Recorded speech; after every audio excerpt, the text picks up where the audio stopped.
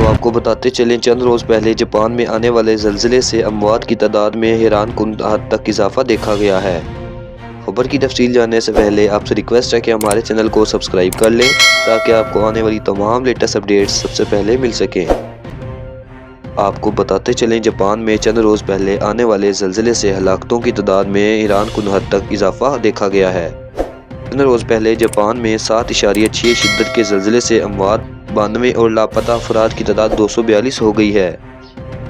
جاپانی news agency نے مقامی حکام کے حوالے سے بتایا کہ زلزلے کے دوران لاپتہ ہونے والے افراد کی تلاش جاری ہے۔